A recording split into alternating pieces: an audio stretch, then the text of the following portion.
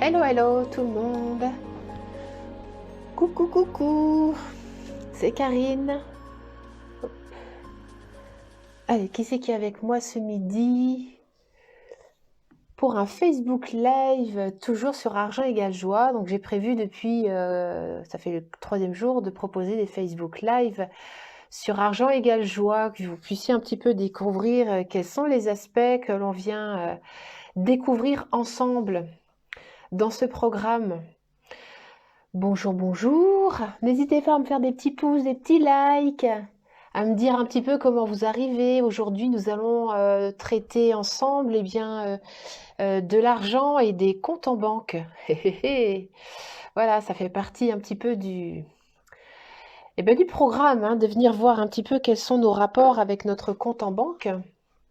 Voilà, j'aime vraiment accompagner des espaces de libération en ce qui concerne notre rapport à notre compte en banque, notre rapport à notre banquier.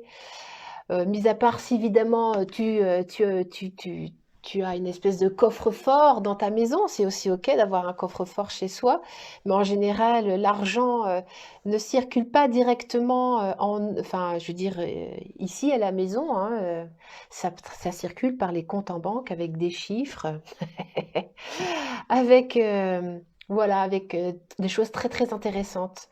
Salut Pascal, qu'est-ce que tu me racontes? Salut Liliana, coucou. Coucou Karine, tu vas nous dévoiler ce que nous ne sachions pas ou pas. D'accord? Voilà, donc n'hésitez pas à partager ce live avec des personnes qui ont peut-être des difficultés avec l'énergie d'argent, qui ont peut-être, voilà, pour qui l'argent est une énergie compliquée, serrée, contractée, culpabilisante, etc., etc. Bon, allez, c'est parti. Donc, qui c'est que je suis, moi, pour oser parler d'argent, hein, finalement, parce que, voilà, il faut quand même un petit peu de courage, je pense, quand même, pour parler d'argent. C'est surtout en ce moment avec le Covid, le confinement, le fait que nos porte-monnaies, bah, en ce moment, sont un peu coincés, etc., etc. On aura peut-être moins d'argent dans les mois à venir. Donc, il y a beaucoup d'insécurité, beaucoup d'interrogations qui se posent et c'est totalement normal, c'est totalement humain. Voilà. Donc, rassurons-nous, hein, c'est totalement humain d'être dans l'inquiétude. Après, si on a le choix, c'est soit on donne vraiment le pouvoir à la peur, soit on se met dans un espace de sécurité et de confiance en soi, d'ouverture vers de nouvelles possibilités, vers de nouvelles occasions. Donc qui je suis? Je suis Karine Morer, facilitatrice de conscience. Qu'est-ce que ça veut dire facilitatrice de conscience? C'est-à-dire que j'accompagne les gens qui viennent jusqu'à moi à ouvrir des espaces nouveaux pour qu'ils puissent en fait manifester leur pleine puissance. Qu'est-ce que ça veut dire leur pleine puissance? C'est-à-dire que leur création, leur créativité soit au service vraiment de leur axe, de leur être profond. Voilà.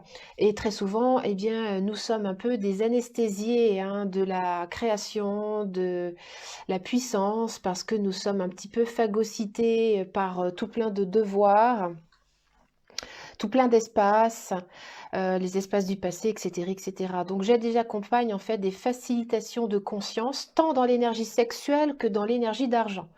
Donc dans les deux lives précédents, j'ai parlé donc de l'énergie sexuelle, l'énergie d'argent et les abus, les liens que l'on peut faire, en fait, les passerelles que l'on peut faire de conscience entre les abus que nous avons vécus dans notre vie et notre difficulté à nous laisser traverser tant par l'énergie sexuelle que par l'énergie d'argent.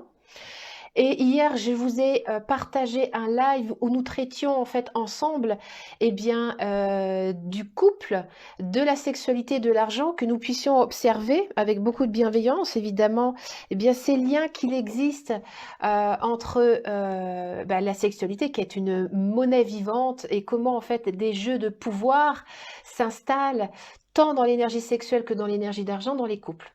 Et aujourd'hui, je voulais vous parler du compte en banque. Moi, je viens d'un espace personnel, je vais vous raconter la petite histoire, où pendant des années, enfin, je crois que depuis que j'avais eu un compte en banque, hier je vous ai confié que je m'étais créé mon compte en banque à mon nom quand j'ai donc très proche du divorce avec mon mari, qui était lui-même directeur d'agence bancaire. Je le salue au passage, je l'aime beaucoup, on a gardé de très bons contacts. Voilà, mais donc j'étais bien planquée derrière le directeur d'agence bancaire. Voilà, mais je n'avais pas de compte à moi. Je m'étais totalement cachée, confondue derrière le statut de mon mari, sa puissance financière. En fait, voilà, je le portais dans sa carrière, hein. J'étais une femme qui le portait dans sa carrière, mais surtout, moi, voilà, ouais, je le poussais, mais surtout, moi, j'étais pas en première ligne, surtout pas. C'était sa carrière avant tout. Et quand effectivement la femme s'est réveillée, juste pour la petite histoire, donc j'ai créé mon petit compte avec mes petits sous. Mais comme je ne savais pas très bien gérer l'argent, je me retrouvais très souvent à découvert. Ok. Et le découvert, ça me mettait toujours dans des espèces d'angoisse où finalement j'avais créé avec mon compte en banque, eh bien, la même relation abusive que voilà, de peur, hein. Chaque fois que j'allais voir mon compte en banque, j'y allais comme ça. D'ailleurs, je faisais l'autruche. À un moment donné, j'y allais même plus. Voilà, j'y allais plus parce qu'en fait, mon compte en banque était devenu une entité maltraitante, voilà, abusive, qui allait me mettre face à mon impuissance et je ne voulais certainement pas rencontrer ça. Donc, est-ce que toi aussi, tu te reconnais dans l'espace de l'autruche ou non? Je ne préfère pas voir. D'accord? Je ne fais pas mes comptes, je ne regarde pas comme ça, eh bien, bah, c'est tellement plus, c'est le déni en fait, hein. On est dans des stratégies de déni.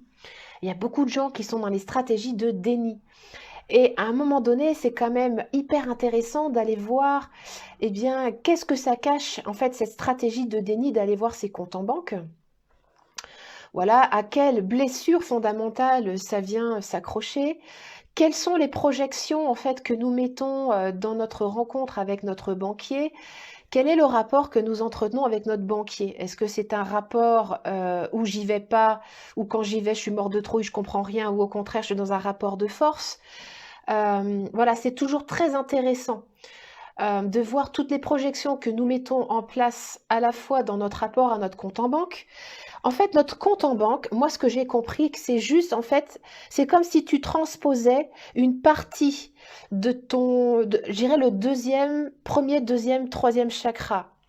Hein, donc, d'accord, la base, la 3D, d'accord, la 3D, premier, deuxième, troisième chakra. En fait, tu fais un hologramme de ton fonctionnement 1, 2, 3 et tu le transfères sur ton compte en banque. C'est intéressant, hein. Voilà, donc toutes les problématiques de oui à la vie, tu vas les rencontrer, de déni, tu vas les rencontrer dans son compte en banque. Toutes tes stratégies de ne pas créer du lien avec ton compte en banque, donc de ne surtout pas faire tes comptes, eh bien tu le retrouves ça dans le deuxième chakra. Et aussi ce qu'on peut rencontrer dans le troisième chakra, c'est au contraire, eh bien je suis tout le temps en train de faire mes comptes, je suis dans le contrôle et qu'en fait toute mon identité, ouais, c'est ça, toute mon identité, je l'ai transférée sur mon compte en banque qui doit me sécuriser un maximum. Donc tout est contrôlé. Et c'est ça qui est hyper intéressant, c'est de voir à quel point, en fait, eh bien, les névroses, les vides, les manques, les peurs, les prises de pouvoir que nous mettons en place, eh bien, dans notre moule psychique. Je vous ai montré hier, hein, vous savez, le moule psychique avec la pâte à modeler. Hein, imaginons que sur ton bassin et jusque dans voilà, tu sois comme ça. Il ne faut pas croire que dans ton compte en banque aura exactement la même forme psychique si on considère que c'est une entité. Voilà.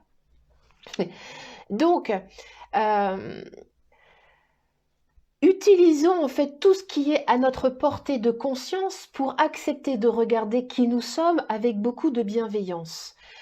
Toutes les stratégies de déni sont très intéressantes, toutes les stratégies de contrôle sont extrêmement intéressantes et ça parle de nous. Et ça parle de nous. Et moi, je me souviens, par exemple, j'ai passé une partie de ma vie, enfin moi, je suis vraiment une ancienne handicapée par rapport à l'énergie d'argent, donc je peux vous en parler. J'étais pas, moi, dans la rétention, j'étais vraiment dans le système anorexique pendant très longtemps. Et j'étais tellement dans l'anorexie qu'en fait, le moindre rapport avec mon banquier, ça me mettait en lésion totale. C'est-à-dire que je n'arrivais même pas à comprendre. C'est-à-dire que énergétiquement, quand je rentrais en lien avec mon banquier, je devenais un peu comme neuneu. Je comprenais rien. C'est-à-dire qu'il me disait, il me donnait des informations, mais j'étais tellement enfermée que je n'arrivais pas à comprendre les mots. Alors j'étais obligée d'y aller avec des traducteurs. Donc je venais avec quelqu'un qui allait comprendre pour moi et me le retraduire en dehors du bureau du banquier. Donc c'est pour vous dire à quel point pour moi mais enfin, moi j'étais dans cet extrême-là, mais il existe l'extrême inverse, hein, où voilà, il y a des gens qui vont être dans le surcontrôle et accuser les banquiers d'être des manipulateurs, des machins, de bidule, qui veulent nous vendre des produits, tout le bidule. C'est une réalité, mais on peut aussi voir ça comme un jeu et arrêter de voir les banquiers comme des escrocs. C'est très intéressant de voir tout ça. Voilà. Donc moi, il m'a fallu vraiment comment dire, transformer beaucoup de croyances limitantes concernant les banquiers, concernant les comptes, concernant les agios, les découverts. Qu'est-ce que ça venait raconter de moi, ce fameux découvert? Si ce n'est l'addiction à l'abus. Hmm. Euh, Qu'est-ce que ça venait raconter de moi, le fait de, par exemple, d'emprunter de l'argent pour acheter une maison? Pour moi, acheter une maison et faire un emprunt, comment vous dire? J'étais juste, mais tétanisée de trouille à l'idée d'emprunter une telle quantité d'argent et de me dire, mais comment je vais faire pour rembourser? Parce que j'étais tellement pas en conscience. C'est marrant, je vais vous confier un truc. Mariée. Voilà, j'étais mariée pendant des années avec un banquier qui n'a jamais fait un emprunt de sa vie. Voilà, il a jamais emprunté de sa vie, il a jamais acheté de maison, il a jamais rien acheté, il a jamais fait d'emprunt, jamais de crédit. C'était quelqu'un qui vendait des crédits. Ouais, j'ai toujours trouvé ça extrêmement humoristique. Et moi, finalement, quand j'ai divorcé, effectivement, je suis rentrée dans cet espace du crédit. Je me suis pas surendettée. Ça aussi, c'est très intéressant d'aller voir le surendettement. Mais pour moi, en fait, le crédit, ça a été en fait un grand saut dans le pari que je faisais dans ma puissance. Voilà. Et si tu voyais qu'un crédit, le fait d'investir de l'argent et donc d'emprunter de l'argent à la banque, effectivement, c'est peut-être une stratégie pour parier sur ta puissance à créer et à générer de l'argent. Et pour le coup, ça a changé extrêmement, énormément, moi, mon rapport donc à l'argent. Ça a extrêmement changé mon rapport à mon banquier. Et j'ai donc réussi à négocier plusieurs fois mon taux, hein. Si vous le savez, ou si vous êtes en lien avec votre banquier ou avec votre banque, vous savez que les taux sont quand même au plus bas, enfin étaient avant le corona au plus bas, et que vous pouviez vraiment renégocier vos taux. Pour moi, le fait d'aller renégocier mon taux et de réussir donc à obtenir un taux voilà, d'avoir économisé 10 000 € sur sur la montant total, c'est quand même pas rien. Pour moi, qui est une ancienne handicapée, vous voyez, cette marge de manœuvre, c'était juste énorme. Donc il y a des gens qui, eux, au contraire, ont besoin de lâcher prise sur la contrôlite aiguë de l'argent et d'apprendre à investir, d'apprendre à comment dire, faire confiance sur un emprunt. Et il y en a d'autres qui ont besoin, au contraire, de ne pas en fait créer du vide et du manque d'argent et d'arrêter d'actionner en fait, je remplis mon vide intérieur par des crédits. Donc tout ça, c'est hyper intéressant d'aller le contacter, de voir où est-ce que vous en êtes. En gros, vraiment, où est-ce que vous en êtes vraiment avec votre compte en banque? Comment vous allez regarder votre compte en banque? Est-ce que c'est tous les jours? Est-ce que c'est tous les 2 jours? Est-ce que ta journée dépend de du montant ou de la façon dont tu vas regarder tes comptes en banque? Ça ne veut pas dire qu'il faille être tout le temps dessus, mais ça ne veut pas dire non plus qu'il faut en être totalement exclu. Donc ça va demander d'avoir un juste milieu, un juste équilibre et de savoir jouer avec cette entité-là. Et c'est là où c'est très intéressant. C'est-à-dire que moi, j'ai découvert, parce que je viens du monde du chamanisme, hein, vous le savez, je ne me suis pas cachée pendant des semaines, là, j'ai tapé du tambour, mais en fait, il y a vraiment des entités sur les comptes en banque, il y a des entités qui sont en lien avec celles que nous portons, nous, dans notre Graal, dans notre structure psychique. Et très souvent, c'est comme si nos comptes en banque, dans nos comptes en banque, on pouvait également pouvoir déloger, en fait, certaines addictions. Moi, par exemple, je voudrais vous raconter sans révéler trop de trucs sur argent égale joie, mais dans argent égale joie numéro 4, il me semble, où à un moment donné, on est vraiment sur l'espace des comptes en banque, et j'ai ressenti une honte profonde à parler de mes comptes en banque. Et en fait, je me suis dit, mais comment ça se fait que j'ai honte? Comment ça se fait? Et en fait, je me dis, mais à qui appartient cette honte? À qui appartient cette honte? Et en fait, j'en ai parlé à ma mère, j'ai tout de suite contacté mon père et il s'est avéré qu'en fait mon père, lui pendant la fin de sa vie, la dernière moitié de sa vie, utilisait donc son argent pour acheter de l'alcool, pour acheter des cigarettes et donc était associé à la névrose de l'alcoolisme, la honte de l'alcoolisme. Et mon compte en banque, moi en fait, chaque fois que je connectais mon compte en banque, j'étais en lien avec cette névrose-là, la honte que l'argent serve, eh bien effectivement à détruire. Mon père, il avait honte de ça, il se cachait. Ma mère en avait honte. J'ai eu une grande discussion avec elle là-dessus. Donc c'est toujours très intéressant de pouvoir observer quelles sont les émotions, sensations, perceptions que nous pouvons de temps en temps déloger sur notre compte en banque, sur notre rapport à notre banquier. Un, se poser la question, est-ce que ça m'appartient? D'accord? Si ça m'appartient pas, ça vient d'où? Et le renvoyer eh bien, au créateur originel avec la conscience du cœur de source enfin avec la conscience du cœur de source. Et ça allège vachement. Au fur et à mesure, on s'allège de notre rapport à notre compte en banque, de notre rapport à notre banquier et donc de notre rapport à l'argent. Tu me dis, Yosra, le crédit, c'est pas le parti que fait le banquier à générer de l'argent, donc tu as intérêt à renvoyer la bonne énergie pour le convaincre. Ouais, c'est très intéressant. En fait, moi j'ai remarqué que quand j'envoie de l'amour à mon banquier avant, c'est-à-dire que je prépare la relation, comme une relation amoureuse. Euh, Moi, je vais voir mon banquier, je me mets dans un même élan de joie, dans un même élan de gratitude. Quand je vais voir mon banquier, d'ailleurs maintenant on s'appelle par nos prénoms, enfin on s'entend super bien. Et finalement, il y a quelque chose de l'ordre de l'humain. D'ailleurs, je suis tombée sur un banquier humain, avec qui j'arrive à avoir des conversations même humaines. Et c'est ça qui est intéressant. C'est de pouvoir créer un lien et qui va pouvoir en fait négocier pour moi le meilleur taux. Ça va être aussi pour moi de savoir jouer. Voilà, j'ai joué pour la première fois la concurrence, la carte de la concurrence avec lui, mais ça fait partie du jeu. Et on s'est amusé et j'ai obtenu ce que je désirais. Voilà ce pourquoi j'étais venue, mais ça s'est fait dans la légèreté. Et c'est très important que quand on va rencontrer son banquier, on se mette eh bien, à vibrer le même élan de joie, le même élan de gratitude, parce qu'il est là vraiment pour nous aider, enfin, si c'est un bon banquier, à contribuer pour nous. Voilà. Donc, si tu y vas en projetant sur lui que c'est un gros con, qui va te manipuler, vouloir te fourguer des agios et des machins et des bidules, et que tu considères, voilà, que tu le mets, que tu le classes, que tu le cases, voilà, dans le clan des abuseurs, dans le clan des manipulateurs, dans le clan, de toute façon, il est là pour se faire du pognon sur mon dos, effectivement, c'est mal barré. C'est ce que tu vas créer. Voilà. Et honnêtement, depuis que moi, j'ai vraiment choisi, depuis quelques années maintenant, d'œuvrer en conscience avec mon banquier, de lui expliquer également comment j'œuvre sur l'énergie d'argent, parce qu'en fait, les banquiers, ils sont vraiment en contact aussi avec les névroses des gens au niveau de l'argent.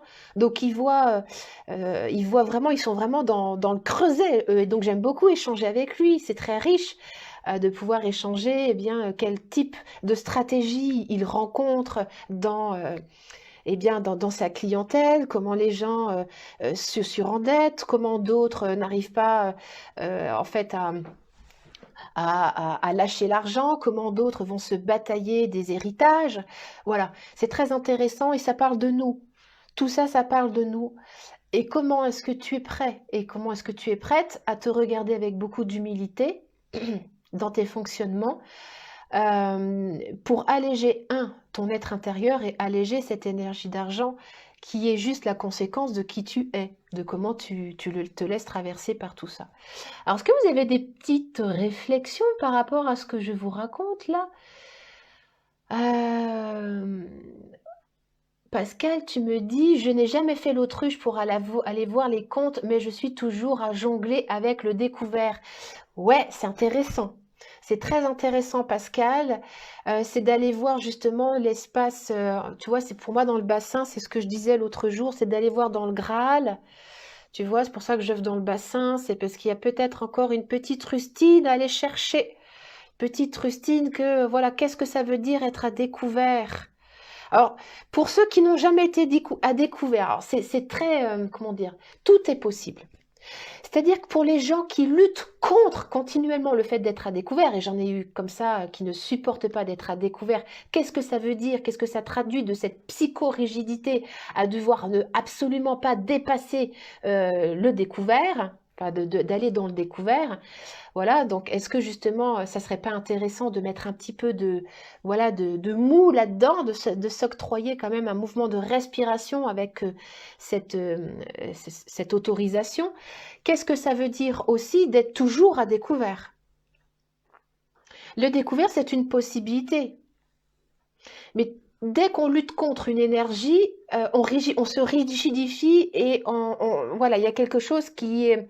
La raideur ne laisse pas circuler l'énergie. C'est clair, c'est net. Si je fais ça avec mon muscle, si je tiens, vous voyez, mon biceps, il est hyper contracté, ah ben je tiens. Ok, vous croyez qu'au bout d'un moment, le sang à l'intérieur, ça va circuler? Je ne vais pas lâcher le découvert, je ne serai jamais au découvert. Je tiens le découvert. Ah non, j'y serai jamais, j'y serai jamais. Ok, ben au bout d'un moment, tu risques d'être en tétanie et l'argent ne circule pas. Ok, donc ça va être quoi? De relâcher. Alors ça ne veut pas dire d'aller au-delà de son autorisation de découvert, mais de se dire, ok, je m'autorise à être dans le découvert et puis à relâcher qu'il n'y a pas mort d'homme. Je ne suis pas poursuivi par un tyrannosaure rex parce que je suis à découvert. Je peux même venir étirer. On peut venir étirer. Le muscle peut être relâché aussi. Ça va être ça en fait. L'argent, ça suit vraiment cette capacité que nous avons à contracter, serrer, relâcher et s'étirer et être dans cette forme de détente. Quand tu fais du yoga, médite avec ton argent. Médite que l'argent circule, tu vois, quand tu fais tes respirations et tout le machin là, bah respire avec l'argent, respire avec ton compte en banque, voilà, emmène, je veux dire, l'entité de ton compte en banque avec toi dans ta respiration yogique. Il n'y a pas de séparation, hein. Enfin, honnêtement, c'est avoir vraiment une vision non plus segmentée des choses. Le couple, les enfants, l'argent, les parents, le travail, les clients. Tout ça, voilà, c'est dans une forme de fleur de vie et les cercles communiquent ensemble. Voilà, rien, voilà, c'est effectivement, il y a des espaces particuliers, d'accord? Il y a des espaces particuliers, mais quand il y en a un qui bouge, hein, ça fait bouger le reste. Donc, quand je mets ma conscience sur l'argent, ben, je peux regarder comment dans ma posture, comment est-ce que dans ma posture, quand je suis raide avec l'argent, quand je veux rien laisser circuler, quand pour moi, il faut absolument que je contrôle l'argent et que je ne dépasse pas je veux dire, l'autorisation de découvert, quelles sont les raideurs? Moi, j'interrogerai le corps. Quelles sont les raideurs que tu as dans ton corps, dans ta colonne vertébrale, par exemple? Voilà, je regarderai ma posture. Où est-ce que je tiens? Bon, en ce moment, vous voyez, je suis dans les trapèzes. Il y a quelque chose où je tiens. Alors voilà, j'interroge. Je demande à mon corps, ok, qu'est-ce qui est important de tenir si fort en ce moment? Puis j'aurai la réponse. J'attends. Je vais la voir. Mais quand tu es dans des raideurs dans ton dos, quand tu as mal au dos, les lombaires, le machin, bidule, quand tu as des raideurs comme ça au niveau des spinaux, pose-toi la question. Ça veut dire quoi de devoir tout le temps tenir et contenir une posture? Ton périnée, c'est pareil. De voir s'il est détendu, s'il est relâché. D'ailleurs, la moitié des gens ne savent pas ce que ça veut dire un périnée déjà. Et deux, ils savent pas si c'est tendu, si c'est relâché, hein. Voilà. Donc voilà, c'est après à remettre de la conscience là-dedans. Est-ce que ça vous est clair? Dan, tu nous dis, c'est vraiment extrêmement parlant tous les liens entre ces diverses énergies. Je me rends compte que j'aime avoir de l'argent disponible sur mes comptes et celui-ci est bloqué sur un compte pour un projet. Je me sens angoissée de ce blocage. Ben, c'est intéressant de venir voir où prend appui cette angoisse et qu'est-ce qui est bloqué. C'est très intéressant. Merci pour ton partage, Dan, parce que tu n'es pas la seule à vivre ça. Moi, par exemple, je vais donner mon exemple. Pendant des années, j'étais persuadée qu'il fallait que je garde un coussin, c'est comme ça que je l'appelais, hein, le coussin. Parce qu'une fois que j'ai su faire créer et générer de l'argent, il fallait que j'ai un coussin de sécurité, voilà, parce que quand on est à son compte, on n'est pas sûr à l'avance de son chiffre d'affaires. Donc, il fallait absolument que je me garde un coussin de sécurité, voilà, au cas où. Et la vie m'a amené à devoir effectivement piocher dans ce coussin. Et en fait, je l'ai fait dans un élan de joie. Voilà, c'est-à-dire que je me suis mis voilà, ça s'est fait naturellement. J'ai pioché dans ce montant, dans ces 3 000 € qui étaient de côté. J'ai pioché là-dedans. Et ça s'est fait naturellement et automatiquement, vu que j'étais dans la joie et que j'ai pas eu une sensation de me couper un morceau ni de ma sécurité, j'ai pas eu l'impression de me séparer d'un morceau et qu'en fait psychiquement, je me suis rendu compte, mon inconscient s'est rendu compte que j'étais en sécurité même sans ce coussin, cette réserve, eh bien, je l'ai généré aussi sec. C'est sorti, c'est rentré. C'est toujours intéressant de regarder et c'est tout un travail, hein, c'est tout un travail au jour le jour. C'est pas juste, tiens, je vais faire argent égale joie pendant 2 mois avec Karine et puis son groupe et puis après terminé. Non, non, non, argent égale joie, une fois que tu es rentré dedans, c'est à vie. C'est pour l'éternité, je dirais. Voilà, c'est-à-dire que tu oses venir ouvrir des portes et tu regardes et argent égale joie, c'est ça. C'est de venir regarder concrètement où est-ce que tu resserres où est-ce que tu resserres, où est-ce que tu projettes sur l'autre, où est-ce que tu crées de l'énergie d'abus avec l'argent, avec l'autre, d'accord?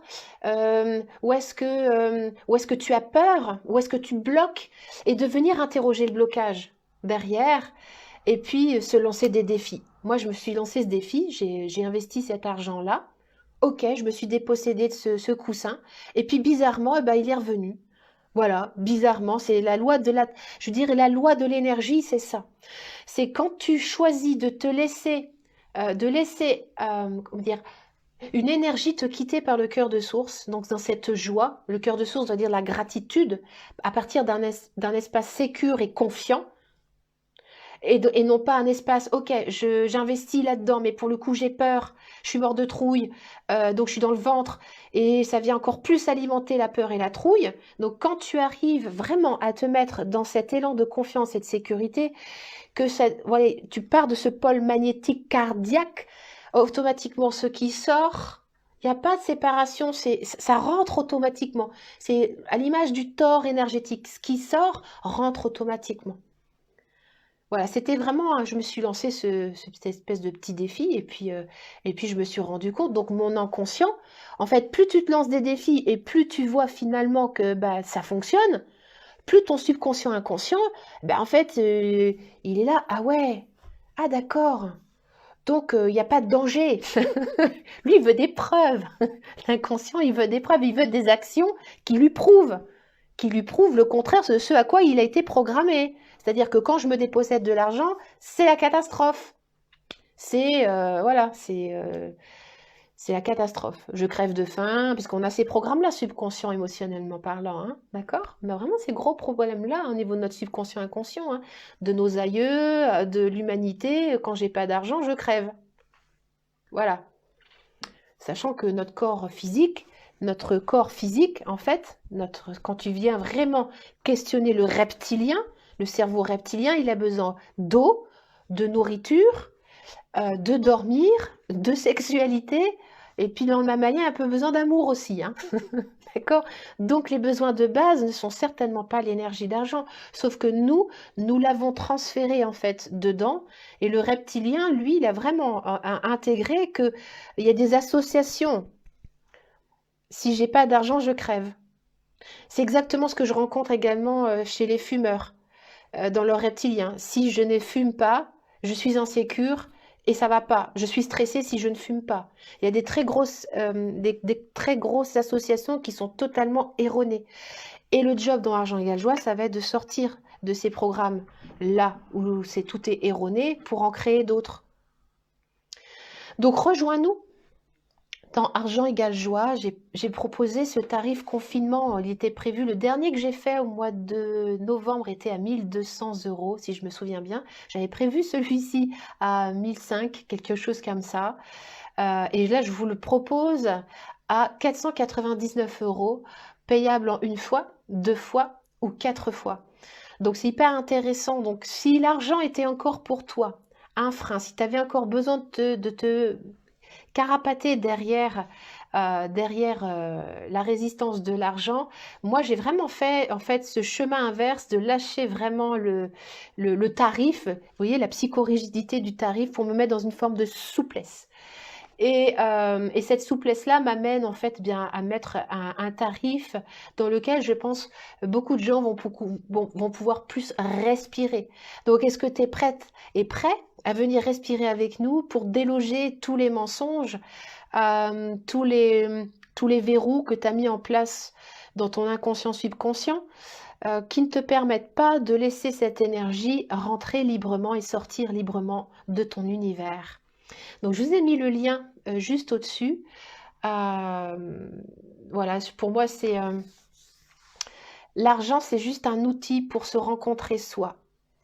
Et comme je dis, c'est pas le temps de devenir multimillionnaire. Et encore, pourquoi pas? Si c'est ce qui est requis de devenir multimillionnaire, mais c'est d'utiliser l'énergie d'argent tout comme on utilise la sexualité, tout comme on utilise d'autres formes de méditation, il y a tellement d'outils maintenant pour revenir à soi, mais c'est vraiment un outil de développement personnel, de connecter qui on est réellement. On utilise l'argent comme un média de connexion à soi, qui je suis. Tout comme l'énergie sexuelle, tout comme le couple, tout comme la parentalité, il y a tellement d'espace dans lequel on peut se rencontrer. Voilà, c'était Karine Morer pour Argent égale joie. N'hésite pas à partager ce live, n'hésite pas à partager voilà, ces petites informations, à partager la vidéo si tu sens que ça peut contribuer, éclairer des personnes dans leur relation à l'argent. Je vous donne rendez-vous donc à demain. Demain, il me semble que j'ai prévu argent et ego spirituel. Et là, on va encore bien se marrer, parce que autant vous dire qu'il y a des liens à faire, hein, spiritualité, argent. Voilà, ego spirituel et argent, vraiment, il va falloir bien qu'on se marre, parce que quelquefois, c'est un peu du lourdingue, hein. Bonne journée, ciao, ciao.